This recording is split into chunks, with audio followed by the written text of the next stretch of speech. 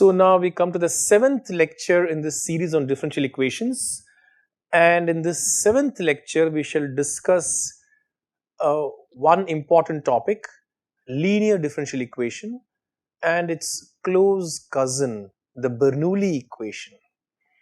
So these are the two types of equations that we shall discuss in this lecture. So let's begin. So what is a linear differential equation? The linear differential equation is displayed on the slide now. It's equation 3.1. dy by dx plus pxy equal to qx, where p and q are functions on x which are defined on a certain interval I, assumed to be continuous. We assume that p and q are continuous functions defined on an interval I. And the differential equation is dy by dx plus pxy equal to qx. So let's go ahead and see how to solve this differential equation. And this is an important type of equation, and in a sense you can solve it completely. I say in a sense because although you can write out a formula for the solution of 3.1, that formula will involve certain integration signs, and those integrals have to be interpreted, and whether you can solve it completely depends upon your interpretation of what you mean by completely solve it. If you're satisfied in a formula involving integrals, then that's what it is. Let us now look at the Bernoulli equation. The Bernoulli equation, I said, is a close cousin of the linear equation. What does it read? dy by dx plus pxy equals qx y to the power n, which is equation 3.2 in the slide. These two equations go together. In fact, we shall see that 3.2 can be reduced to 3.1, which is why we study them together. Okay, so let us recall a formula from calculus, a very simple formula from differential calculus that you have studied and you have used it frequently. It is simply the product rule. If you take a differentiable function y of x and you multiply it with e to the power x, what is the derivative? It is y prime e to the power x plus y e to the power x, a straightforward application of the product rule. Now let us replace e to the power x by something more complicated. Let us replace it by e to the power phi of x, where phi is a differentiable function. And then look at the formula. d dx of y e to the power phi x will be what? It will be y prime plus phi prime y. These two club together into e to the power phi x. Again, it's a product rule. Now we select phi of x in such a way that phi prime equal to px. You see the statement written in red in the slide. We select phi x in such a way that phi prime of x equal to px. In other words, phi of x must be equal to integral px dx. Already we have an integral. Now, can you compute this integral px dx? We'll come back to that. So, select phi of x in such a way that phi prime of x equal to px. Then what do we get? We get d dx of y e to the power phi x equals y prime plus pxyx into e to the power phi x. You see that in the slides. So the slide is all about product rule with specific choices for the two factors. So now look at the last displayed equation in the slide. You see the y prime plus pxyx appearing there. So go back to the differential equation 3.1. You get y prime plus pxy equal to qx. So compare 3.1 with this last equation, d dx of y of x e to the power phi x equal to y prime plus pxyx the whole thing multiplied by e to the power phi x.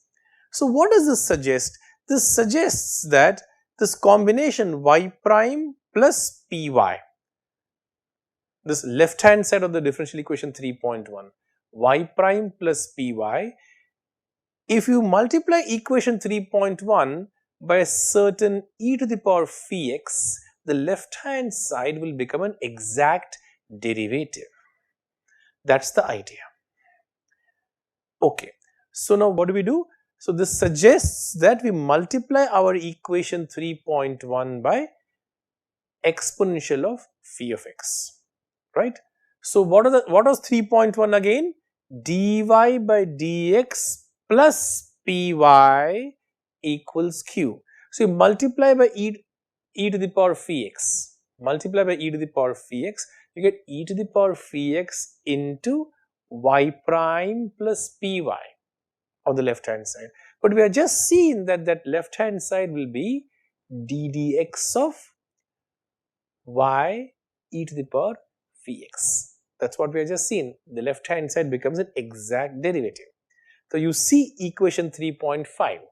So if you multiply the original differential equation 3.1, namely y prime plus py equal to q by x of phi x, we get equation 3.5, namely ddx of y of x into x of phi x equal to qx into x of phi x.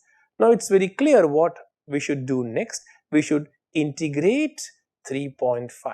We should integrate 3.5 and we get 3.6. The y has been isolated. Y of x into exponential of phi x equals integral q of x into x of phi of x dx. Equation 3.6 in your slide. So now that will give you y of x explicitly.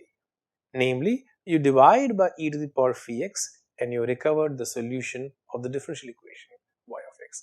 So in a sense, we have solved the linear differential equation completely, but there are only two problems. We need to figure out what the phi x is.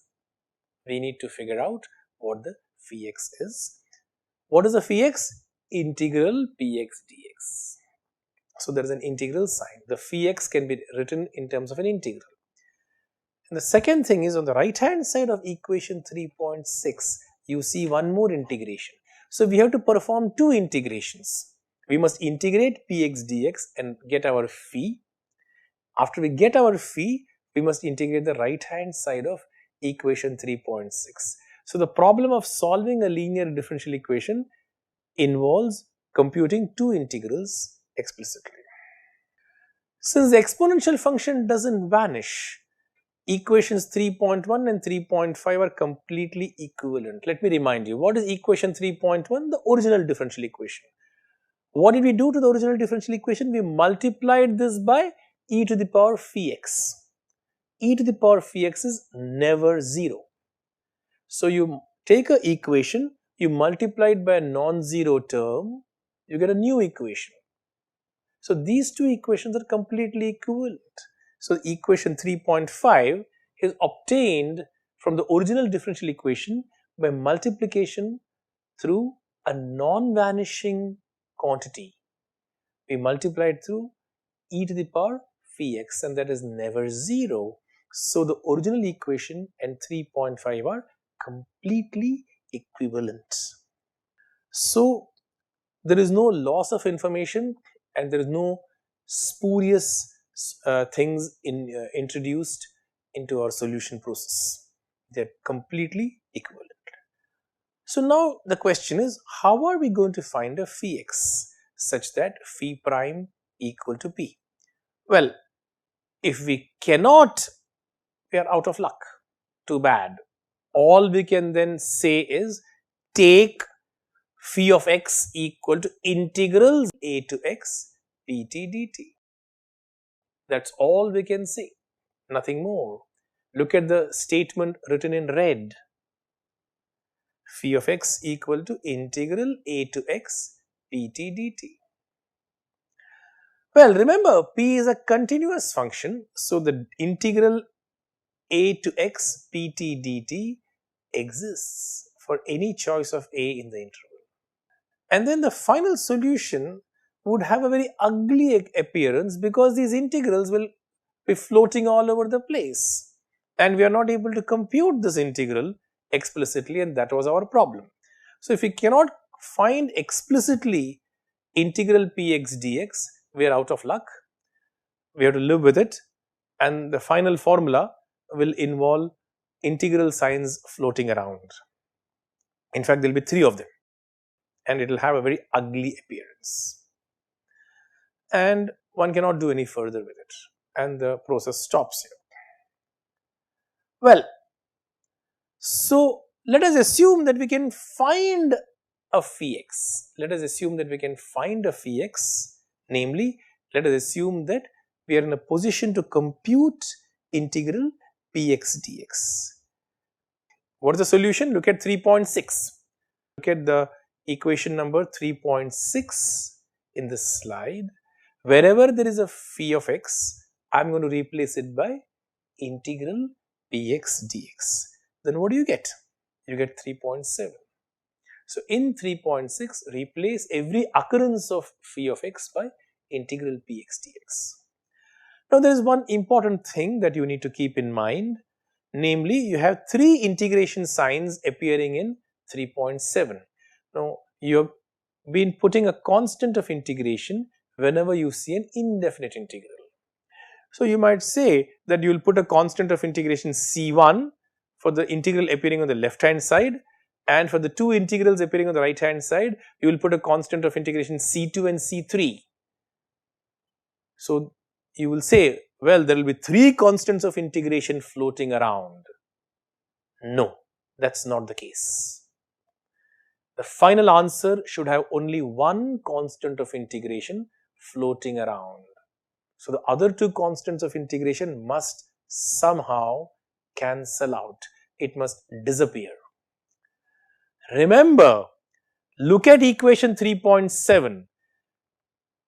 Exponential of phi x dx on the left hand side and exponential of phi x dx on the right hand side, where phi of x has been replaced by integral px dx.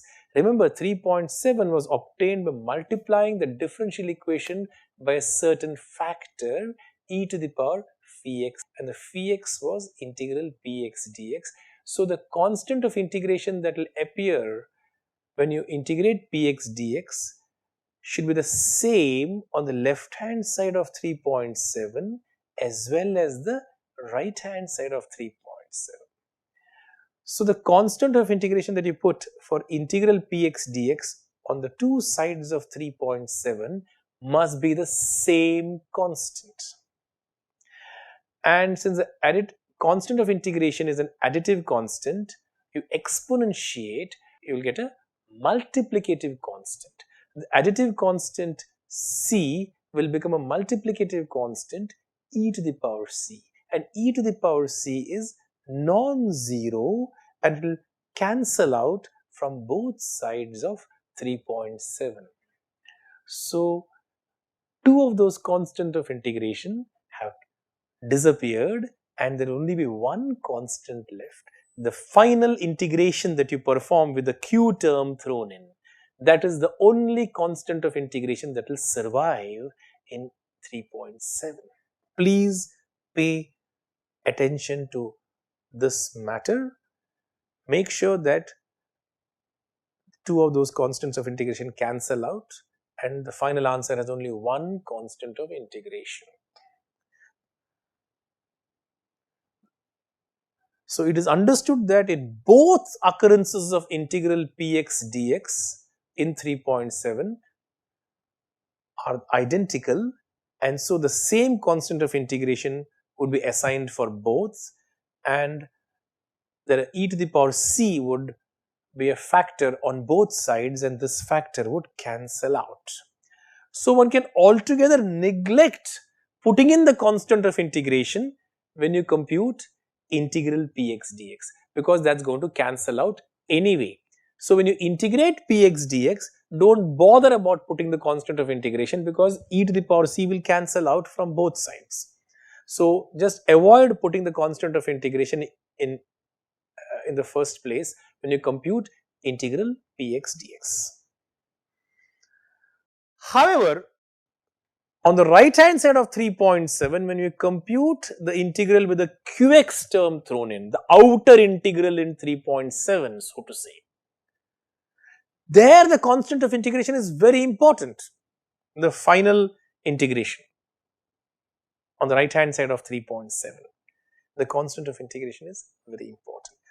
Well, all this may sound a little complicated, but I assure you that it's not, because when we start solving the problems, you will get the hang of it very quickly. So don't worry about it. It's not as complicated as it appears to be.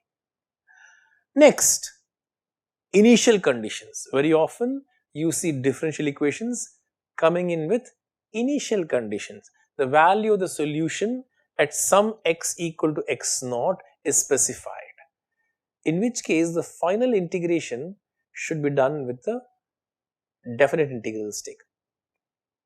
So I advise you not to memorize the formula 3.7, rather derive it. It just takes a couple of lines each time you do a problem.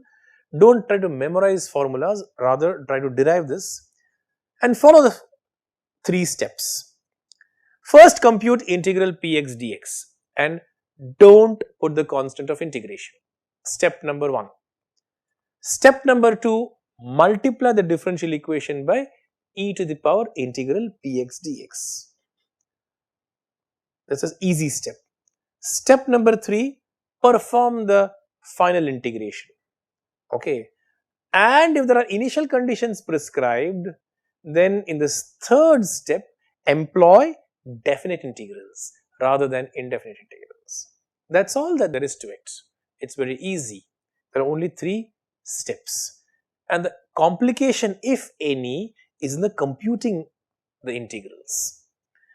So let's look at some examples, some very specific examples for you to digest the matter. Alright, let's go to the first example now. Solve the differential equation dy by dx plus tan x into y equals sin x, equation 3.8 in the displayed slide. So it is dy by dx plus pxy equal to qx.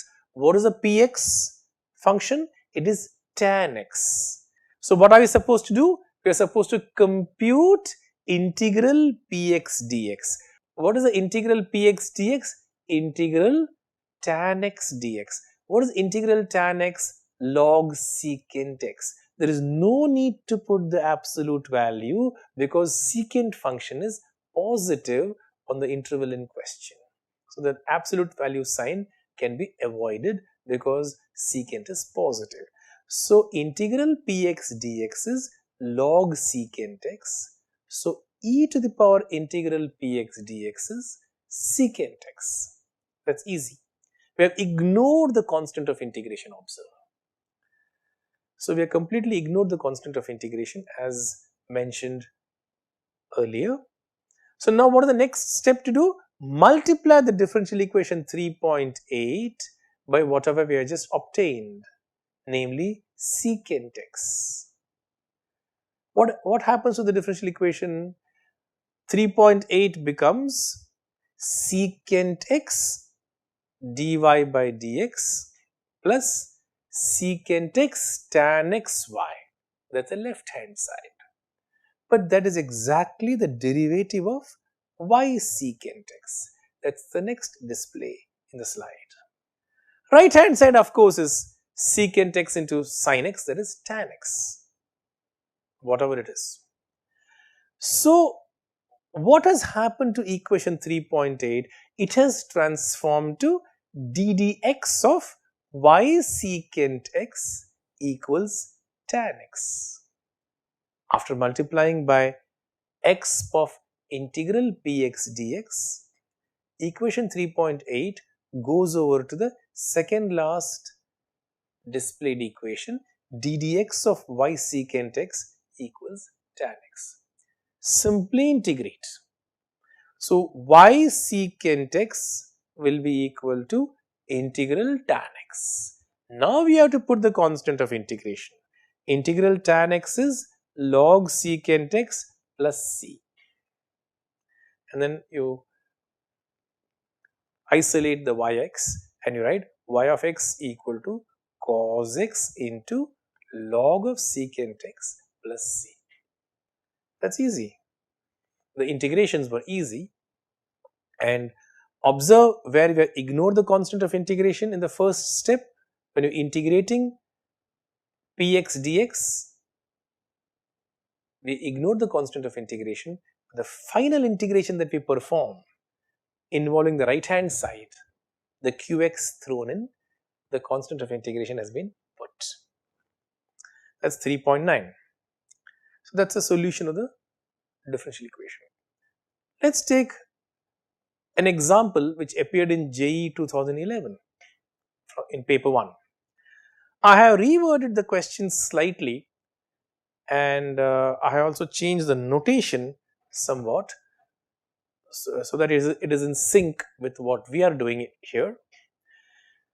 So what is given to you? It's given to you that y of x is a continuous function on the open interval 0 infinity. In the original paper it says y is a differentiable function. I am just saying y is a continuous function defined on the open interval 0 infinity. And what is its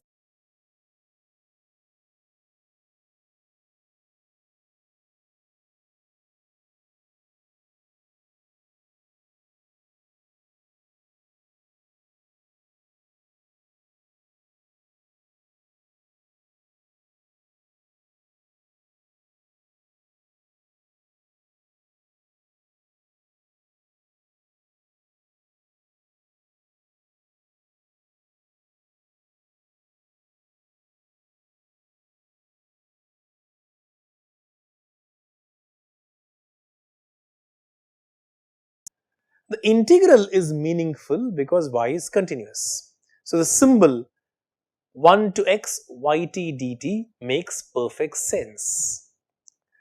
Now, if you take any continuous function g of x and you compute integral of a continuous function from 1 to x, the result is going to be a differentiable function. So, integral from 1 to x gt dt is going to be differentiable with respect to x. And what is the derivative? The derivative is going to be g of x. That is the fundamental theorem of calculus. That's the fundamental theorem of calculus. So the left hand side of 3.10 is the integral of a continuous function from 1 to x. So the left hand side of 3.10 is automatically a differentiable function. So left hand side of 3.10 is differentiable, therefore the right hand side is also differentiable. And the x cube term on the right hand side is obviously differentiable. So the first term 3xyx is differentiable. Therefore, y of x is also differentiable. There is no problem. So you don't have to say in the hypothesis that yx is differentiable. It is enough to say that y of x is continuous, because equation 3.10 would force y to be differentiable. Next, we should differentiate 3.10 with respect to x and appeal to the fundamental theorem of calculus. The left hand side becomes 6 times y of x. The left hand side becomes 6 times y of x.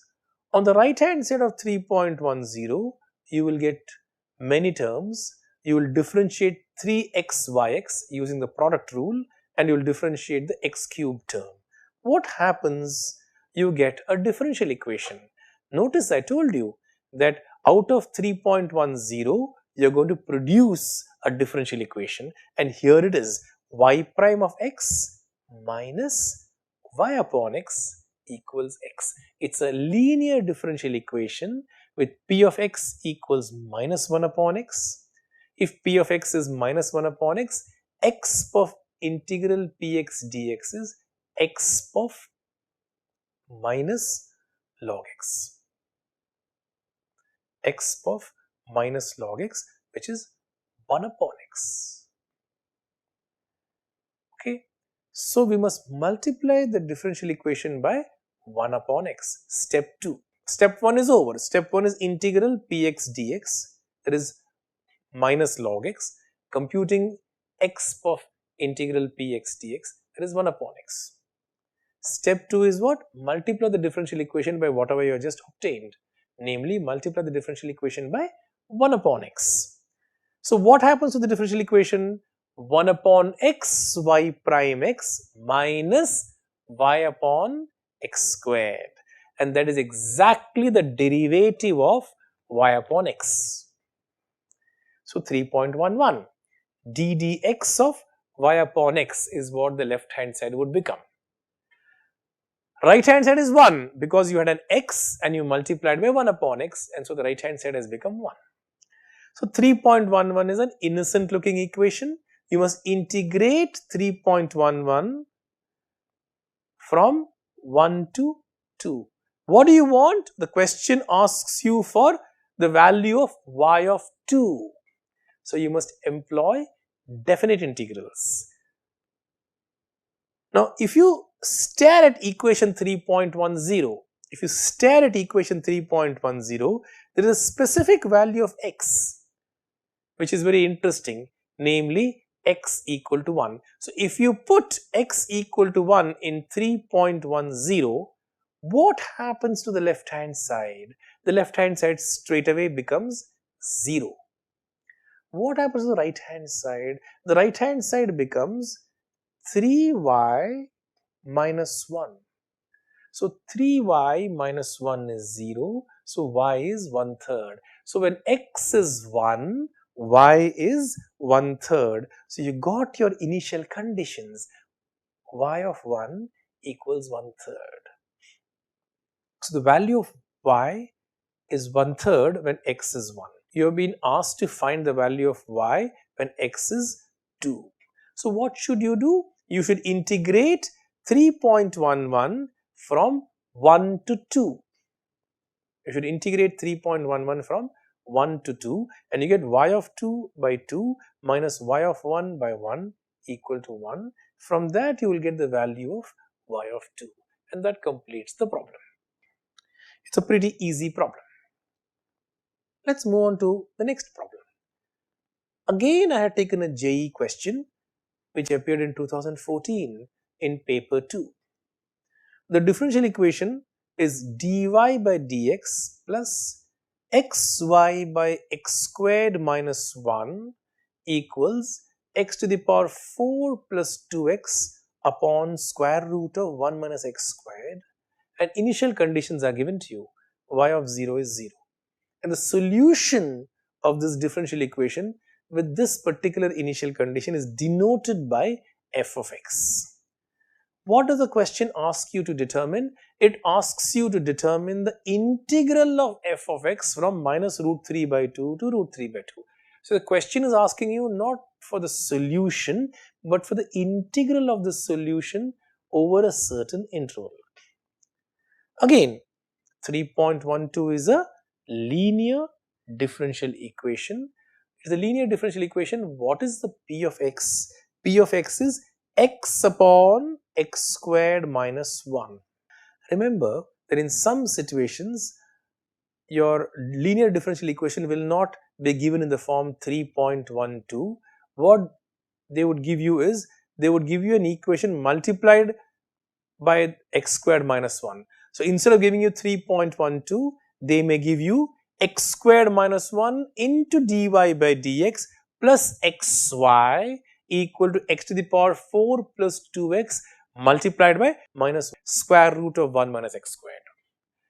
If such is the case, then you must divide by the coefficient of dy by dx. Remember, when you do these problems, it is important to write the differential equation in the form dy by dx plus py equal to q, there should be nothing in front of dy by dx. If there is something in front of dy by dx, if there is some junk in front of dy by dx, divide by that junk and isolate the dy by dx term. So it must be first written in the form dy by dx plus py equal to q. There should be nothing else, only the dy by dx sitting there. Make sure that the differential equation is written in that form. Fortunately, 3.12 is already in that form. So what is p of x? X upon x squared minus 1. Okay. X upon x squared minus 1. So p of x is integral px dx. We have to compute integral px dx. So I have written it in a slightly different form. I have multiplied and divided by 2 for obvious reasons, and I change the sign of the numerator as well as the denominator again for obvious reasons. Remember that our differential equation is defined on the interval -1 to 1. So x ranges from -1 to 1. So what are we integrating? Minus 2x dx upon 1 minus x squared. And the integral is log mod 1 minus x squared. There is again no need to put the mod because 1 minus x squared is positive when x runs from -1 to 1. So integral px dx is half log 1 minus x squared. So what should we compute? X of integral px dx, or e to the power integral px dx. What is that? E to the power half log 1 minus x squared. What is e to the power half log 1 minus x squared? Square root of 1 minus x squared. That's what you see in the next slide. X of integral px dx equals square root of 1 minus x squared. We must now multiply the differential equation by square root of 1 minus x squared, and the left hand side, as always, will become an exact derivative, and the right hand side of equation 3.12, the 1 upon root x 1 minus x squared will go away because you are multiplying by square root of 1 minus x squared, and you are simply left with x to the power 4 plus 2x. So left hand side has become an exact derivative. So you must integrate this equation from 0 to x. So use the fundamental theorem of calculus. It will be y root 1 minus x squared minus y of 0 into square root of 1. But y of 0 is 0, remember? Y of 0 is 0. So that other term, the term coming from 0 will become 0. So you simply get f of x root 1 minus x squared equal to f of 0 plus integral 0 to x t to the power 4 plus 2t dt. F of 0 is 0. So you get x to the power 5 by 5 plus x squared. After that, you will divide by square root of 1 minus x squared. Of course, you're going to divide by square root of 1 minus x squared, but notice that you're going to get two terms. One term is an odd function, the other term is going to be an even function. The x to the power 5 is going to give rise to an odd function. Now, when you integrate an odd function from minus root 3 by 2 to root 3 by 2, the answer is going to be 0. Integral of an odd function from minus a to a is 0. The integral of an even function is twice the integral from 0 to a. You know these properties of definite integrals, and we should use that. So, you will only get integral from 0 to root 3 by 2 x squared dx upon square root of 1 minus x squared with a factor of 2 thrown in because it's an even function. The easiest way to deal with this integral is to put x equal to sine theta. Then dx is cos theta d theta. The denominator is also cos theta. The cos theta term cancels out. You simply get 2 sine squared theta d theta. How convenient. 2 sine squared theta is 1 minus cosine 2 theta. And you can easily integrate, and that's the first exercise. for you compute the value of this integral.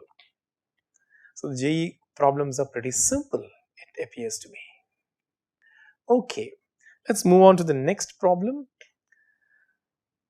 JEE 2016, paper 1. So with some notational changes, the differential equation is given on 0 infinity and it reads y prime equals 2 minus y of x upon x. Remember that the minus yx upon x should be brought on the left hand side. Always rewrite the differential equation as dy by dx plus py equals q. That's the first thing to be done, and I already done that in the solution process. That's the first thing I done, is to bring the yx upon x to the left hand side. And you can see that p of x is 1 upon x and integral px dx is log x and x of log x is x. So you are supposed to multiply the differential equation by x. And the left hand side becomes an exact derivative. It is a derivative of x into y of x. Right hand side is of course 2x. Okay, so now no initial conditions are given. Okay, so let us take some convenient point on 0 infinity. Take the point 1, take the point x equal to 1 just for simplicity, and let us give some value. Let us assume that y of 1 is a, where a is some real number. So we got this equation ddx of xy equal to 2x. We got this equation ddx of xy equal to 2x. Integrate it from 1 to x. Integrate it from 1 to x and you use the fundamental theorem of calculus. Xyx minus y of 1. But y of 1 is a. So what do you get? Xy of x equals a plus integral 2x dx from 1 to x. So it's x squared minus 1. So the last display gives you y of x will be a upon x plus x squared minus 1 upon x. So you divide by x. So what do you get? Y of x equal to a upon x plus x minus 1 upon x. And then you proceed to calculate the limit of y prime of 1 upon x, xy of 1 upon x, x squared y prime of x using the last display in the slide. And I would like you to calculate these limits and answer the question. Now notice that if a equal to 1, then the right hand side simplifies, right? Xyx equal to x squared it will become if a happens to be 1. And the x will cancel out and you will get y of x equal to x. On the other hand, if a is not equal to 1, then what happens? When a is not equal to 1, then y of x will be a minus 1 upon x plus x. The plus x term is not a problem because it's going to be bounded on 0 to 2, but a minus 1 upon x, what happens to it as x goes to 0? As x goes to 0, it will either go to plus infinity or it will go to minus infinity depending on the sign of the term a minus 1. So if you look at the question in the original paper, it says f of 1 is not equal to 1, that is a is not equal to 1. Now you understand why that exception has been made in the original question paper. So that's why I written it as a comment in this slide that if a equal to 1, the solution is bounded on 0 to 2, otherwise the solution becomes unbounded as x approaches 0. Take the next question. For the differential equation dy by dx plus 2xy equals e to the power minus 2x squared upon 1 plus x squared. Is it true that all solutions have a limit as x tends to plus infinity? How would you go about doing this? It's a linear differential equation. What is px? 2x. What is integral px dx? X squared. And e to the power integral px dx is e to the power x squared. So what are you going to do? You're going to multiply the differential equation by e to the power x squared, right? You're going to multiply the differential equation by e to the power x squared. You're going to get d dx of y e to the power x squared on the left hand side. So let's see how to do this problem. So this is a given differential equation, dy by dx plus 2xy equals e to the power minus 2x squared upon 1 plus x squared. It's a linear differential equation. What is your px? Px is 2x. Integral px dx is x squared. So exponential of integral px dx is exponential of x squared. What's the next step? Multiply the differential equation by e to the power x squared. If we do that, what are we going to get?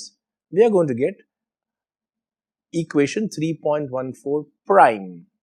The left hand side, as always, will become an exact derivative. The left hand side of 3.4 after multiplication by e to the power x squared will become d dx of y e to the power x squared. What happens to the right hand side? The right hand side, of course, becomes e to the power minus x squared upon 1 plus x squared. What's the next step? The next step would be to integrate 3.14 prime. So we do that. We could integrate both sides, but there is one small problem. The integral on the right hand side cannot be computed in closed form. You cannot calculate the indefinite integral of e to the power minus x squared upon 1 plus x squared explicitly. So what do we have to do? We have to settle for definite integrals. Alright, that's all we can do. We must use definite integrals.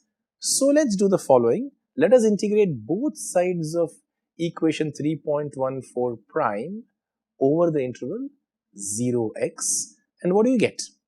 Use the fundamental theorem of calculus. What do you get? When you integrate a derivative, use the fundamental theorem of calculus. You're integrating what? You're integrating d dx of y e to the power x squared. So what do you get? You will get y e to the power x squared minus the value at 0, y of 0. Right hand side is the integral from 0 to x e to the power minus t squared dt upon 1 plus t squared. Okay, a little rearrangement will give you y of x equals y of 0 exponential of minus x squared plus exponential of minus x squared into integral 0 to x e to the power minus t squared dt upon 1 plus t squared, which is equation 3.14 double prime, which is displayed in the slide. Now we must pass to the limit as x goes to infinity and see what happens. The very first term on the right hand side of 3.14 double prime, which is written in red in this slide.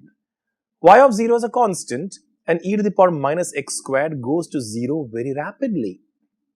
So this term, the first term, y of 0 e to the power minus x squared goes to 0. Now, let us take a look at the second term. Okay, what is the second term? E to the power minus x squared into integral 0 to x e to the power minus t squared dt upon 1 plus t squared. Let's see what happens to this. We know that e to the power minus t squared is less than or equal to 1 for all t. But no matter what your t is, t squared is positive. So e to the power minus t squared is less than or equal to 1. So what do you get? You get the inequality 0 less than or equal to e to the power minus t squared by 1 plus t squared less than or equal to 1 upon 1 plus t squared. So integrate, what do you get? Integral of e to the power minus t squared dt upon 1 plus t squared, which is non-negative, is less than or equal to integral 0 to x dt by 1 plus t squared. Everybody can integrate the second integral, which is tan inverse of x, and everybody knows tan inverse of x is less than or equal to pi by 2. So what do we get? We get, after multiplying by e to the power minus x squared, what do we get? 0 less than or equal to e to the power minus x squared integral 0 to x e to the power minus t squared dt by 1 plus t squared less than or equal to pi by 2 e to the power minus x squared. The rightmost thing, pi by 2 e to the power minus x squared goes to 0. So by sandwich theorem, the integral term in the middle also goes to 0 and our job is done. Namely, both terms on the right hand side of 3.14 double prime go to 0 as x goes to infinity, and we have answered the question that has been posed. Is it true that all solutions have a limit as x tends to infinity? Yes. Not only that, we know that that limit must be 0. All solutions actually go to 0 as x tends to infinity is what we have actually established. Notice that we have reached a stage where we cannot compute the integrals explicitly. Integral e to the power minus t squared dt upon 1 plus t squared 0 to x. This integral cannot be explicitly computed. The final answer has to be written as a definite integral. Okay, now let's come to this Bernoulli equations. This is a Bernoulli equation, is this equation 3.15 that is displayed in the slide. dy by dx plus pxy equals qx y to the power n. It's a close cousin of the linear equation. Px and qx are continuous on the interval I. Well, what is the relation? I said we are going to reduce the Bernoulli equation to a linear equation. First of all, if n is 0, then the right hand side is simply qx. It's a linear equation already. There's no need to reduce it. If n is 1, then bring the qx term also on the left hand side and write it as dy by dx plus px minus qx into y equal to 0. That's a linear equation again. So these two cases, n equal to 0 and n equal to 1, are uninteresting because they have been subsumed in the linear case already and the discussion is over. So now to carry the discussion further, let us assume that n is different from 0 and 1. So let's assume n is different from 0 and 1, and so now let us divide by y to the power n and write 1 upon y to the power n dy by dx plus px into y to the power 1 minus n equals qx. The right hand side has been isolated. Now what next? If I put u equal to y to the power 1 minus n, then 3.15 becomes a linear differential equation. Let's see how that happens. We divide by y to the power n. We divide the differential equation 3.15 by y to the power n. And what do we get? We get 1 upon y to the power n dy by dx plus px y to the power 1 minus n equals qx. Look at the term in red. Now put u equal to y to the power 1 minus n so that du by dx equals, using chain rule, 1 minus n y to the power minus n into dy by dx. So you compare the two terms in red in the first displayed equation and the second displayed equation. Obviously, from the second equation, we are going to substitute into the first equation. So what happens to the differential equation?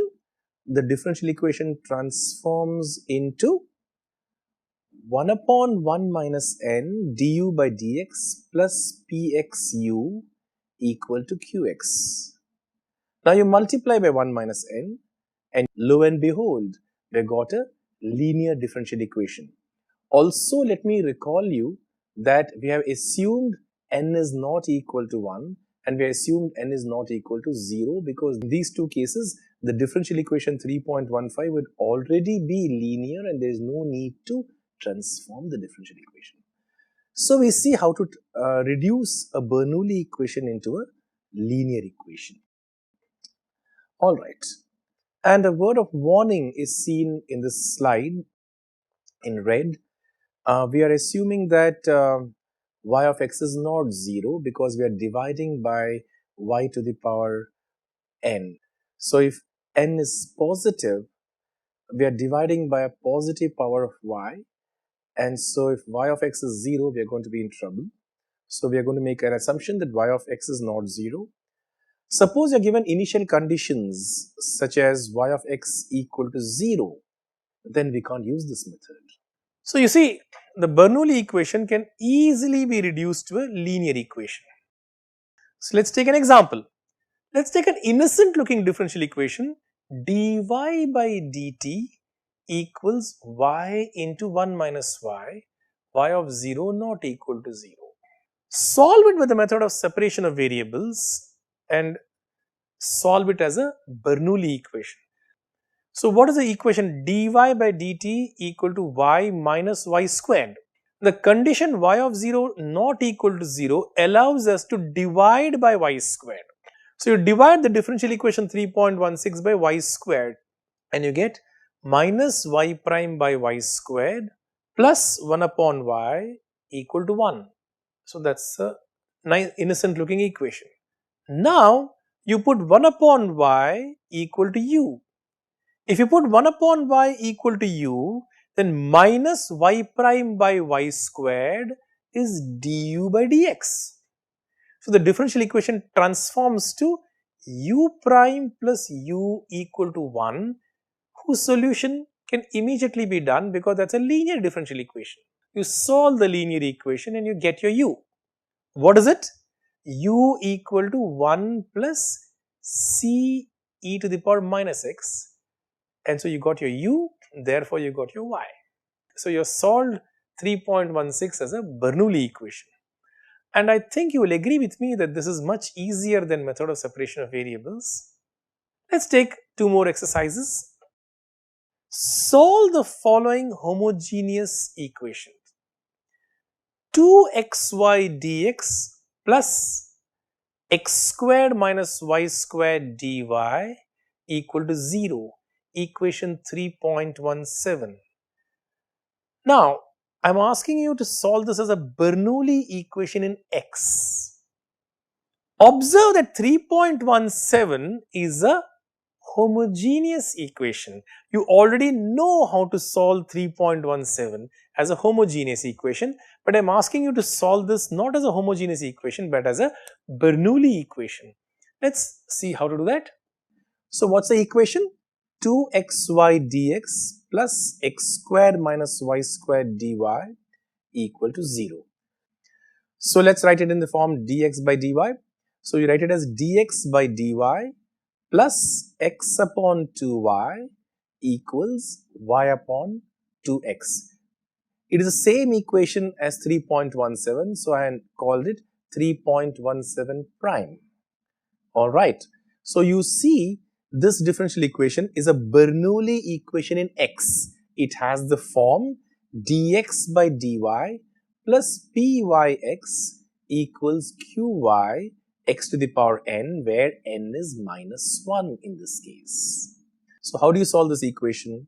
Divide by x to the power n and put x to the power 1 minus n equals u and then proceed.